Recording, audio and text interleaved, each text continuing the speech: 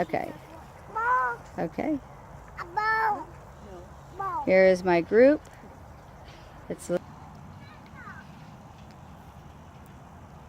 Hi, my name is Paige Marco. I'm here today to kind of go over some of the stuff, the joys and the history of playing tennis.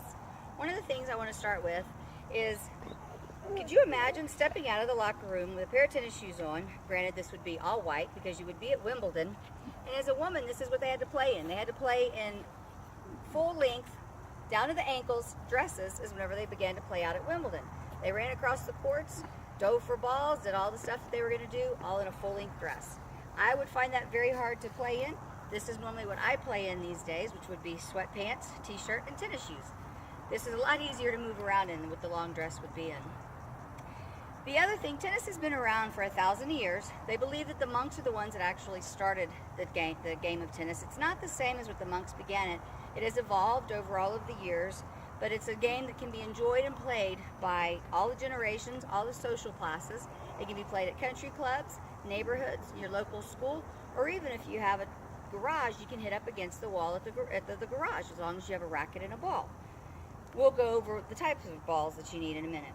The other thing about tennis, the other thing that I find interesting is that when we think of tennis, is yellow balls. The yellow balls didn't actually come into effect or into use until 1972. And the reason is because when they televised tennis, they normally used the white and the black balls.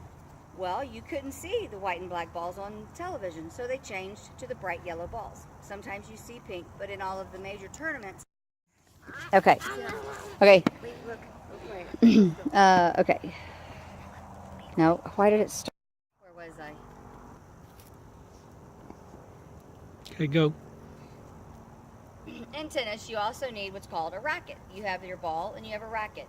And some of the things about tennis, the basics are, you start with how the game is actually started would be a coin toss or the spin of a racket. When you have the two opponents or four opponents, if you are playing with mixed, which I do play. I started playing whenever I was in the 3rd grade, and I play on and off now. I play tournaments and I play league. I play singles, doubles, and mixed doubles.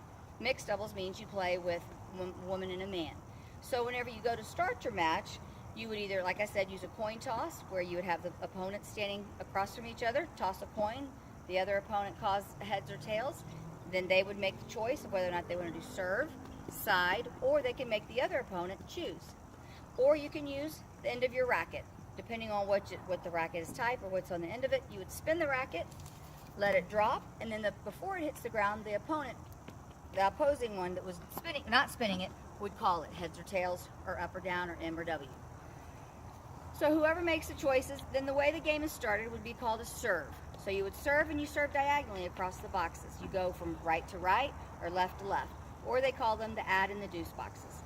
So you would do your serve, and then you would do, there's some other strokes. It would be called the different types of forehand ground stroke.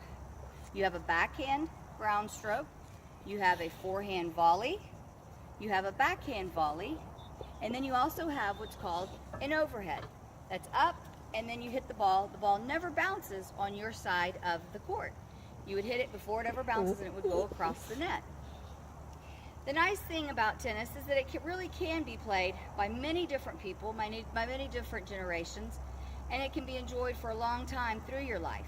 It's a simple game to learn. What I just went over were very much basic equipment that you need: a racket, tennis ball, shoes, and some comfortable clothes to move around in. And then possibly, if you have a net, the net needs to be about 3.5 feet tall, or just the backboard of the garage, or an actual backboard at a tennis court. I hope you've enjoyed this, and I hope this has tweaked your interest and to get out and go and play some tennis. Go chase a little yellow ball.